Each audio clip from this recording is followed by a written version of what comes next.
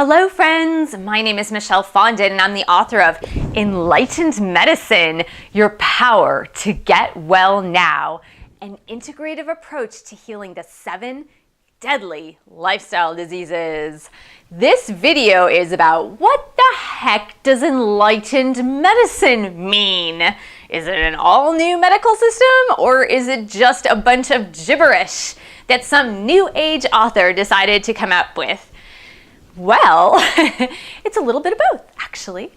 I wanted to write this book because of the frustration with chronic illness in this country. As I mentioned in other videos about Enlightened Medicine, Your Power to Get Well Now, 150, no, it's not 150, it's not 150,000, it's 150 million Americans suffer from at least one chronic lifestyle disease. That is a lot.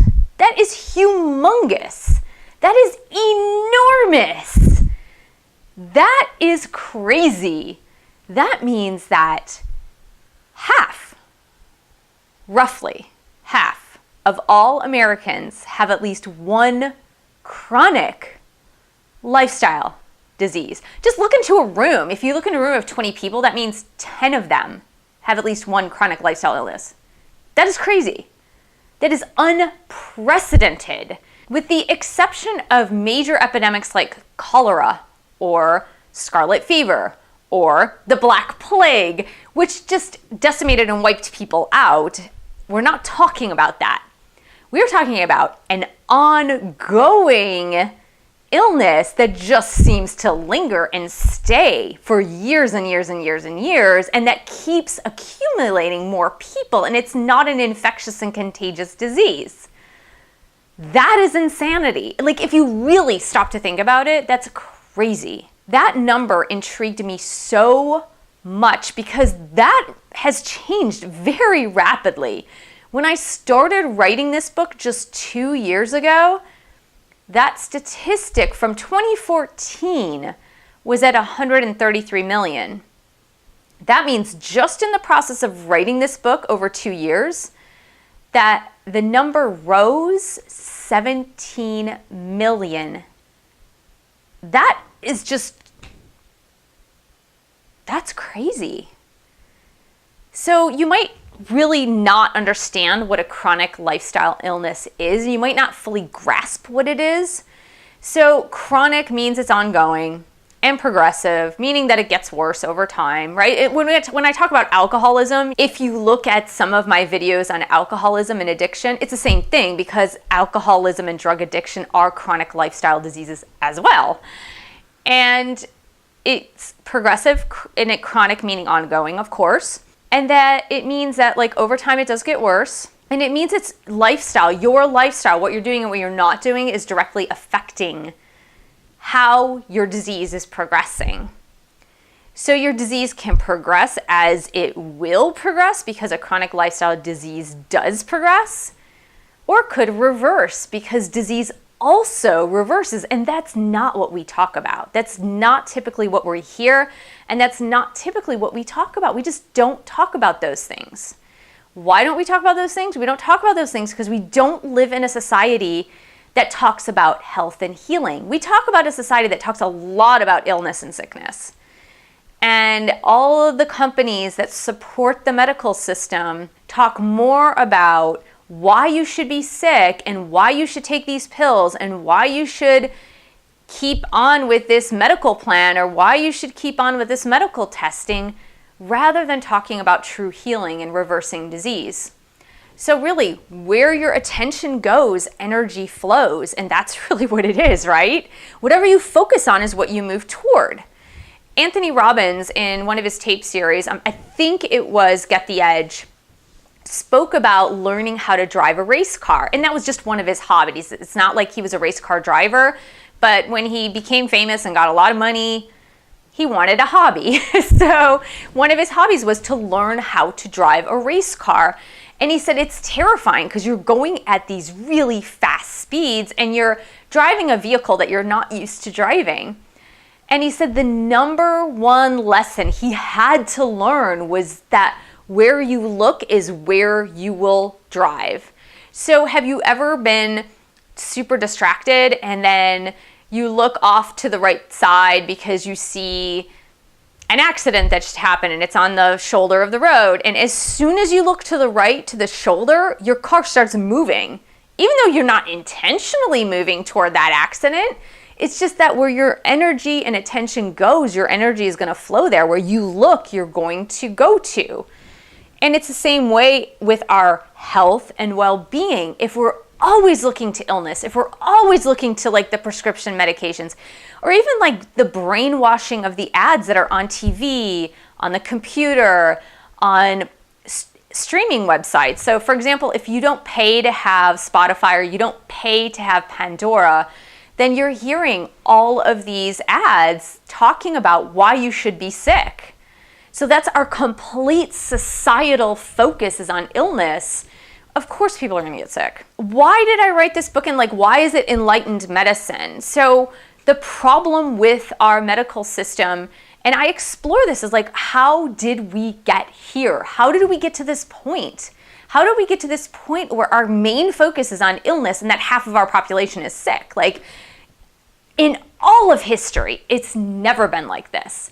We're not talking about infectious diseases because remember, infectious diseases aside, like those types of diseases wiped out half of populations, but it did it fairly quickly because they were contagious. They were contagious illnesses and people didn't know about sanitation and they didn't know about hand washing and they didn't know about, throwing away their excrement in places where people wouldn't be walking in it and kids wouldn't be playing in it. So it's totally different. What we're talking about is that our medical system that's supposed to help us and get us healthy is failing in a big way. In the first part of the book, what I do is I talk about the history of medicine and I talk about, well, what happened? Like, humans have lived for millions of years, right? We know that we found fossils with early humans, and even if they weren't modern humans, we found fossils with early humans, and they did live, and they lived long enough to procreate. You know that, right? And we know in some ancient societies, if we look at Egyptian societies, ancient India, if we look at ancient Japan, if we look at ancient China, we look at all of these societies, and they had longevity in those societies. Even though they were 3,000, 4,000, 5,000, or 10,000 years old, they managed to stay healthy. Now, that doesn't mean that they didn't have the modern knowledge that we have. For example, microbes. They didn't know microbes existed, but somehow they had the intuition to heal with plants and to heal with spiritual healing and to heal with certain types of sanitation. The Romans actually were very good with sanitation. So if you think about it, humans have lived and existed with illness, and they've been able to stay well, and they've been able to heal, and they've been able to have long lives.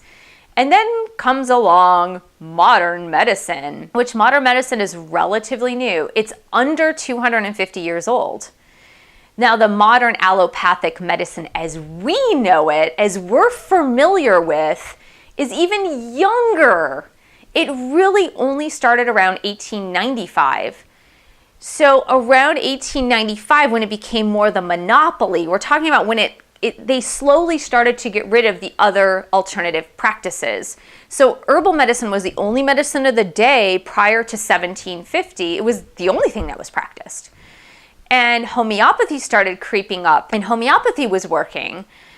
But once science started to be developed, the scientists wanted hardcore proof of things working. And that is how our modern medicine started to develop, because a lot of things like homeopathy or herbal medicine, they didn't have scientific backing to prove them, even though they've been, herbal medicine had been used for thousands and thousands and thousands and thousands of years.